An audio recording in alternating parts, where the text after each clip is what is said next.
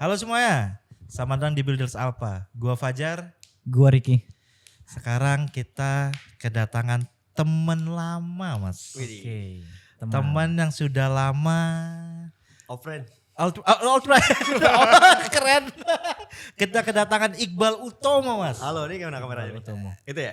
Halo. Ya. Mungkin diperkenalkan dulu, Mas. Mungkin ada yang belum tahu Iqbal itu siapa gitu. Gue gak spesial banget ya masuk di podcast ini sebenarnya. Tapi karena udah diajak sama Mas Ricky sama Mas Fajar. Oke, kenalin gue Iqbal. Gue seorang developer. Dulu sempat kerja di Paras Digital. Kebetulan Pak Ricky bos saya dulu dan sekarang sama masih bos saya lagi kayak gitu. Terus abis dari ya itu sih sebagai developer aja sih. Ya software engineer. Jadi mungkin Jar, old friend ini, Old friend. Iqbal banyak banget pengalamannya di Web3. Enggak lah. Dari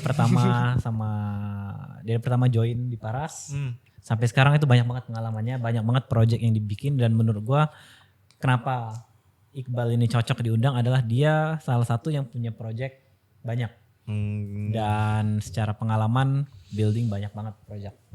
Nah itu dia. Tapi emang suka merendah ya Mas orang Mas? Suka merendah emang. Emang suka merendah gitu ya. Padahal kalau menurut kabar angin gitu ya. Kabar angin. Sering menang hackathon Mas. Nah Enggak. itu dia, itu mungkin salah satu yang mau kita bahas. Tapi sebelum ke sana, Ya. kita coba bahas tentang orangnya dulu. Orangnya dulu. Orangnya benar. dulu. Orangnya dulu. Kenapa Web3 kan gitu kan? Atau gimana? Masa Mungkin kecil dari kan? masa kecil deh, dari kayak Masa kecil kecil. sampai kapan menuju kayak kenapa IT, kenapa teknologi dan ujung-ujungnya kenapa kripto dan blockchain jadinya. Oke, baik. Kenapa ujung-ujungnya IT ya? Dulu tuh sebenarnya pas di SMA itu suka ini sih. Pas zaman SMA kan ada komputer Pentium 4 gitu kan. Dulu sama juga pakai laptop kakak. Kayak gue suka mod terkait game CS. Jadi kayak pakai map look feel, karakternya pakai Osama bin Laden gitu kan. Agak ekstrim ya. Terus habis itu Bocah warnet loh. Bocah warnet terus kayak main juga. game, kayak main Dota gitu kan. Oke. Terus akhirnya pas lulus SMA tuh bingung. Tapi ini agak mundur ya. Gue tuh dulu sangat tertarik di instansi kayak military gitu. Kayak kan bokap gue militer, jadi gue pengen masuk TNI dulunya, tapi nggak keterima. Akhirnya gue ngambil kuliah. Nah, dalam proses itu gue bingung nih antara ngambil IT atau nggak sipil. Karena kan dua kategori itu menurut gue salah satunya itu keduanya itu sangat ini ya high demand ya ke depannya ya. Kayak gue ngeliat jangka panjangnya juga itu juga banyak dicari ke depannya. Kayak sekarang kan Indonesia lagi ngebangun infrastruktur gila-gilaan kan kayak gitu. Nah akhirnya gue nanya sana sini, nanya tante gue, nanya om gue, nanya teman gue dan browsing juga. Akhirnya gue memutuskan ngambil di IT kayak gitu. Ngambil di IT terus S1 selesai baru ngapply kerjaan. Di kuliah lu sebenarnya ada ketertarikan gak sih sama, atau lu belum terekspos sama hackathon, sama lomba-lomba gitu, atau kayak lu belum ada kayak kenapa gua harus ikut ini ya? Oh, kalau di kuliah itu jujur gue ini sih nggak apa namanya nggak ikut organisasi kayak kupu-kupu, tapi lebih sering kayak ikut seminar sama workshop di luar. Kayak sempat ikut game developer, terus kayak ethical hacking. Ya kayak iseng-iseng aja sih gitu, kayak Iseng-iseng penasaran kayak gimana sih ini ethical hacking, terus bagaimana sih kayak game developer, cara nge-developnya bagaimana, kayak gitu. Terus ya udah akhirnya nyaman di situ. Ya udah akhirnya kita fokus gue sendiri fokus kayak belajar HTML, CSS, JavaScript, kayak basic web development. Udah akhirnya fokus di React juga karena kan React lagi hype banget tuh tahun segitu. Udah fokus di situ. Fokus ke sana. Berarti sendiri belajar sendiri. Sendiri lewat YouTube aja, YouTube. Dokumentasi kayak gitu. Sama Stack Overflow. Dulu kan masih Stack Overflow, sekarang udah AI kan. Kayak gitu. Oke, berarti mengasah skill sendiri untuk web development banyak kan lah ya? Yes, betul. Oke. Terus gimana tuh kayak apakah sudah tahu kripto dan blockchain sebelum masuk Paras? Jujur sebelum masuk Paras zero, nggak tahu sama sekali blockchain, NFT itu bahkan kayak gue ngeliat tuh kayak ini apa sih kayak scam gitu, kayak gambar-gambar kan. Tapi kan lu kan kalau ngeliat web Paras kan kayak hitam gitu kan, hitam biru. Iya lagi. Enak banget ya ngomongin Paras sama bosnya Paras ya. Jujur dulu kayak gitu kan. Terus akhirnya interview segala macem, pas keterima dan itu kan belajar juga di situ di Paras tuh banyak banget belajar tentang Web3 dan ternyata Web3 kayak gini, NFT kayak gini, tokenisasi kayak gini, blockchain kayak gini. Itu banyak banget belajar sih di Paras. Apakah menurut lu dunia Web3 dan juga mungkin dunia yang kayak lu pernah ini ya, pernah kayak apa ya namanya, kayak lu kan setelah lulus kuliah tuh langsung masuk ke Web3 tuh. Ya. Kayak lu, apakah lu melihat Web3 itu sebagai opportunity yang bagus bagi lo? Atau lu malah melihatnya sekarang melihatnya tuh jelek gitu loh? Sebenarnya bagus enggaknya kan tergantung dari perspektif orang ya. Terutama di Indonesia ini kan rata-rata ini ya skeptis terhadap kripto gitu kan. Kripto identik dengan blockchain dan seterusnya gitu, Web3.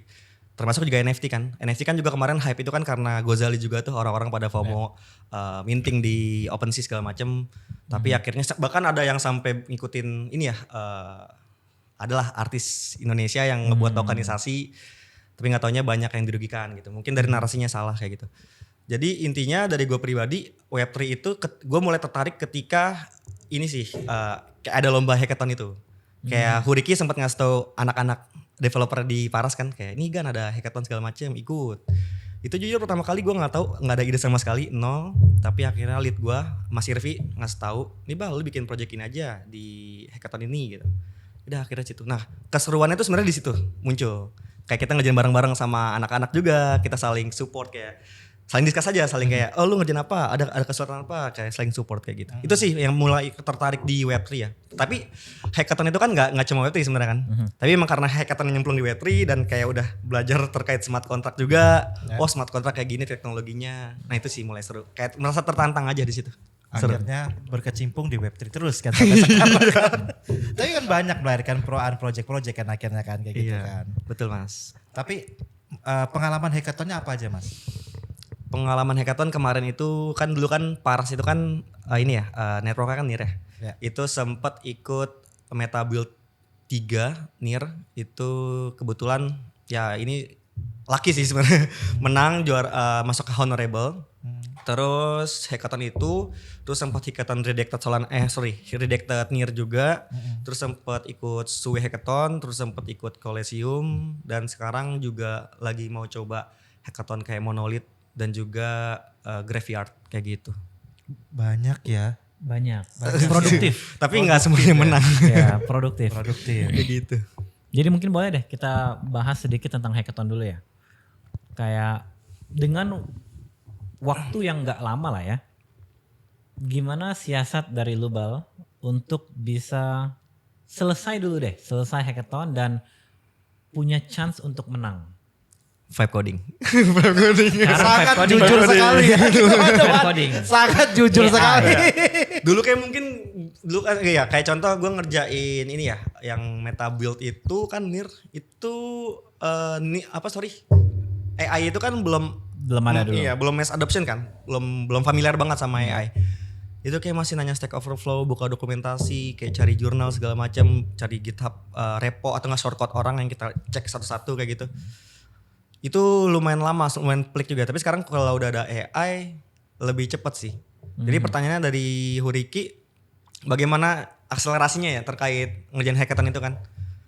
Kalau dari gua pribadi, pertama brainstorming sih paling. Kayak kita ngesempatin waktu kita buat brainstorming. Kan brainstorming itu kan relatif ya. Kita bisa 1 hari udah nemu atau 2 hari udah nemu atau enggak baru seminggu nih. Baru fix nih kayak final. Oh ternyata idenya kayak gini. Konsepnya kayak gini, PRD-nya kayak gini. Jadi kayak pertama itu brainstorming.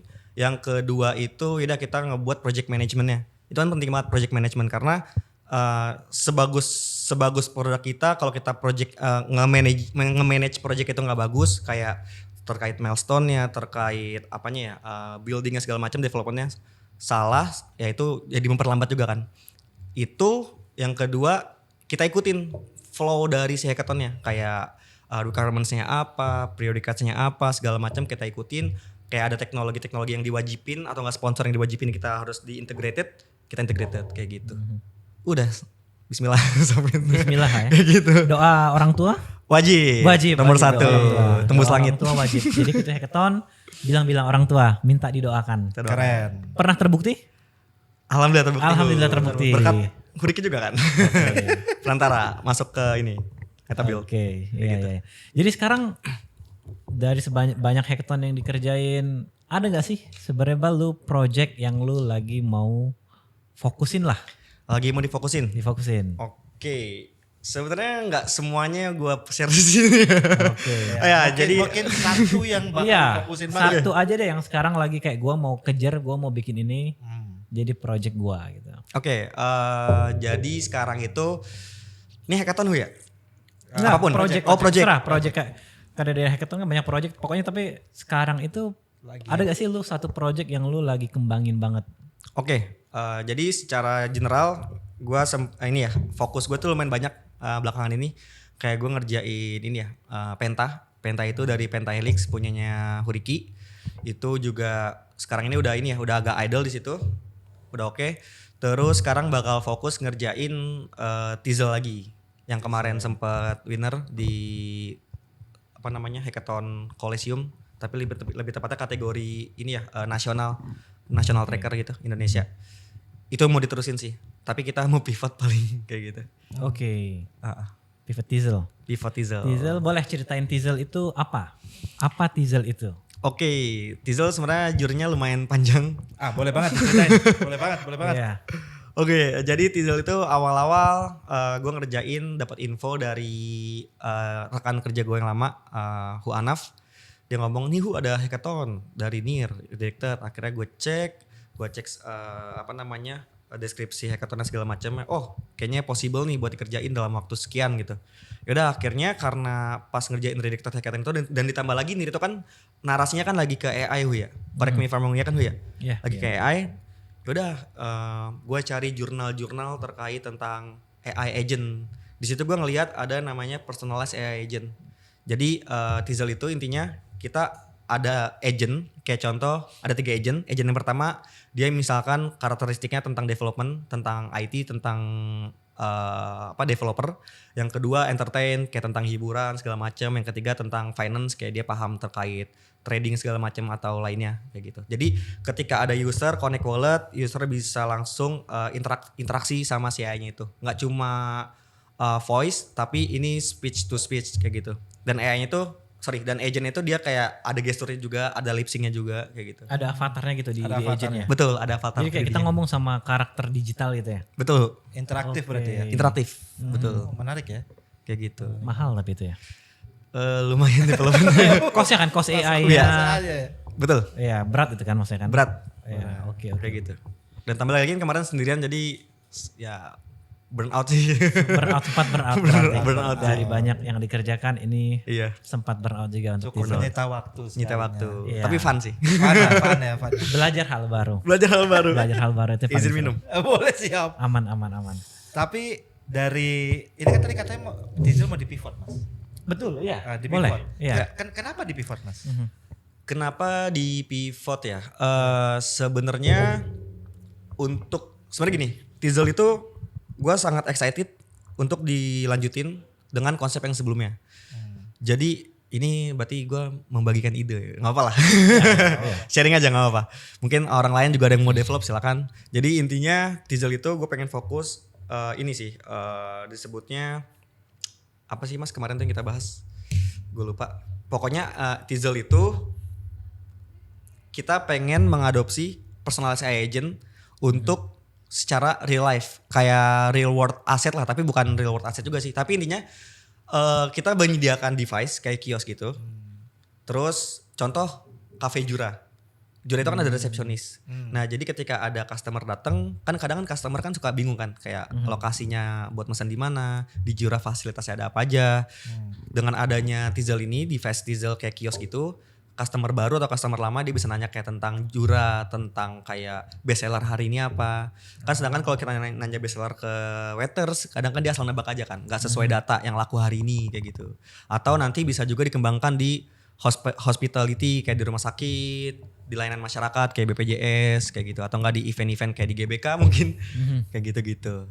Jadi Pengennya ke situ. semacam resepsionis ya. Resepsionis. Atau ya resepsionis tempat informasi concierge lah ya. Concierge. Ya. Concierge secara digital, jadi cuma ada kios doang, orang bisa nanya mau verbal, mau teks, semuanya bisa dia jawab. Iya kayak gitu. Real life activation ya. Real life activation, betul. Keren. Keren gitu. sebenarnya. Tapi nggak jadi kesana. Jadi kesana. Pengennya ke sana, cuma Pengennya kalau kesana. ada yang invest ya boleh. Karena itu agak berat. Research-nya agak berat research-nya. Tapi kalau mau bilang ke sini Mas. Ini kamera ini ya. Coba kesini kali. Kayak gitu. Terus akhirnya di pivot lah kemana? Di Vivot kita discuss juga. Jadi Tizel itu kan pas udah kan Tizel kan banyak prosesnya tuh Mas, dari yang redacted, Sui, terus masuk ke Coliseum. Itu akhirnya Huanaf ikut bantu juga pas masuk Coliseum. Ada rekan gue juga namanya Aiman ikut bantu juga di bagian segi marketingnya.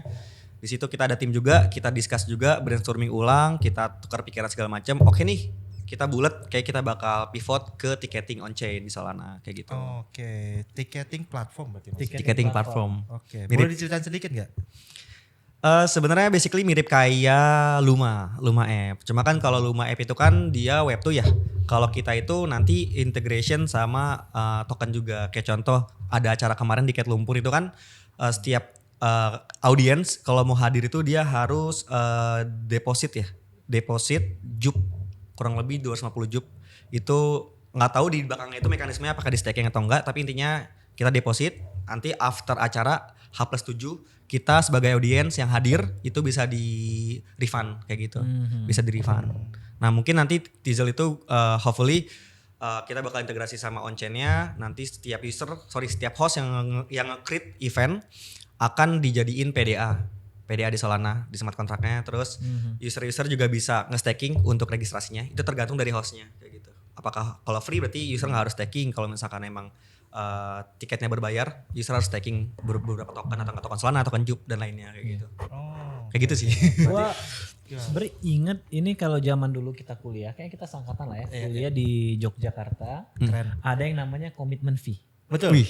Commitment fee. Apa Itu tuh? normal banget. Jadi kayak Normal. pada saat mau daftar sebuah event, biasanya mahasiswa, event bikin mahasiswa, Ya. kita tuh bayar 50.000 sampai 100.000. Oh. Dengan keharusan kita hadir di event tersebut sampai acara selesai, nanti duitnya akan dikembalikan bersama sertifikat. Oh, menarik tuh. Jadi emang pada saat lu bilang itu, oh ini mah kayak ini emang kejadian In di real life kampus gitu itu ya? di In real real life life. kejadian, ada namanya commitment fee. Gua nggak tahu di daerah lain ya, tapi di Yogyakarta itu banyak banget. Semua event biar kayak orang-orang nggak cuma daftar, tapi dia kayak ada skin in the game untuk ikut, walaupun eventnya gratis nanti kan, Ya, Benar. betul. karena dibalikin semua duitnya. Jadi menurut gua sebenarnya ada marketnya sih. Ada. Tapi itu Ada menarik, gue marketnya. boleh nanya nggak? Berarti in case usernya itu nggak hadir, nggak attendance, itu bagaimana? Apakah dia tetap bisa nge-refund Nggak atau bisa. angus ya? Nggak bisa angus. Oh, I see. Makanya kenapa namanya komitmen Komitmen Commitment fee. fee, benar. Lu harus komit gitu. Harus kan? komit. Harus komit. Benar. Oh, interesting. Menurut gue menarik, itu kayak ya secara platform kayaknya nggak ada yang melakukan. Kemarin aja manual, maksudnya semuanya itu kan yang kayak Belum ada lah ya. belum ada lah. Jadi mungkin menurut gue ada marketnya. Jadi nggak cuma bisa menyasar crypto Betul. community, tapi mahasiswa-mahasiswa Iya, benar. bisa. Mungkin konser-konser juga gitu kan? Bisa. Konser pasti bayar pak. Iya. Nggak ada yang Siapa tahu komitmen konser fee. gratis gitu kan? Konser gratis. Konser jadi gratis ditunggu konser gratis ya. Oh enggak ya. Kayak gitu ya. Sama ini sih sebenarnya kenapa Tizel pengen ada ticketing on chain on Solana itu sebenarnya kayak gue ngelihat secara eagle view gue gitu, tokenisasi di blockchain itu ya gitu-gitu aja kalau gue lihat, kayak jarang diutilize di dunia nyata. Jadi kita utilize lah token yang udah ada kayak Jupiter atau token lainnya bisa diutilize yang lebih bermanfaat kayak gitu. Oke. Kayak gitu sih. Tapi nggak tahu ya bermanfaat buat gue atau orang lain. Who knows? Membuat use case lainnya lah ya. Iya. Case lain. Kasih lain. Keren. Lebih unik mungkin. Kayak gitu. Terus ke depannya Mas. Apakah sudah ada roadmapnya nih Tizel untuk kita ngomong 1-2 tahun lah Mas ya.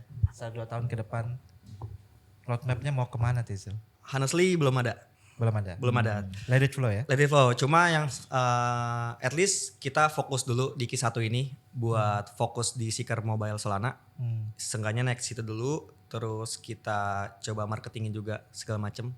Untuk marketingnya saya juga kurang paham ya. Jadi ada tim lagi yang ngurusin itu. Intinya kayak gitu. Kita balik bahas selama berapa tahun? 2022, 21 lu. 21 udah 2 21 lah. Ya. 4 tahun 5 tahun di Web3 dengan banyak hackathon itu mungkin bisa sharing positif dan negatifnya lah. Kayak lu ada ups and down lah pasti di Web3 gitu menarik. kan. Ya, Semuanya ya. pasti ada. Betul. Apalagi udah 4 tahun 5 tahun. Oke. Boleh dong cerita. Boleh. Ups and OG ya? down-nya. Cukup OG. Cukup OG juga lah ini. Oke, ini jadi ini sharing dari gue pribadi ya, pengalaman gue pribadi bukan pengalaman orang lain. Jadi salah benernya itu kalian yang ngambil sendiri. Jadi sebenarnya menurut gue itu hackathon prosnya itu ini ya. Pertama kita banyak belajar hal baru.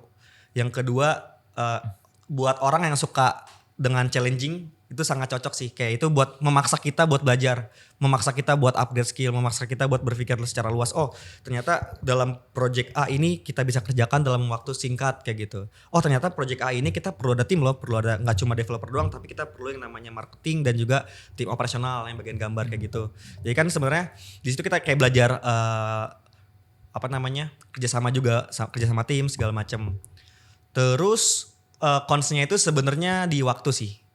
Di waktu sih. Kalau kayak cost kan sebenarnya server biasa aja gitu nggak begitu mahal. Sebenarnya di waktu kayak kita harus bener-bener time managementnya sih paling.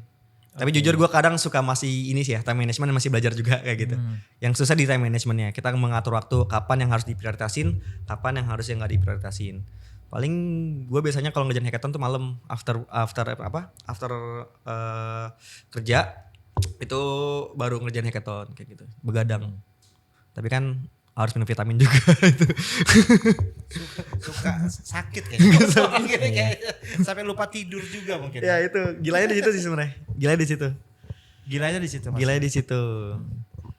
Cuma ini sih harus ini juga nih, ini penting banget buat teman-teman mungkin atau yang udah sempat ngerjain hackathon juga atau yang baru pengen nyoba hackathon, kita harus nerima konsekuensinya. Menang kalah itu berarti menang rezeki, kalau kalah berarti jadiin pelajaran dan pengalaman kayak gitu. Jangan sampai kita kalah, kita pesimis, kita down, kita nggak mau ikut hackathon lagi atau nggak kita tiba-tiba nggak semangat untuk ngoding intinya gitu. Ya, jadi pelajaran aja, jadi pengalaman experience kayak gitu. Tadi kan itu Tizzle itu kan belum ada roadmapnya nih Mas.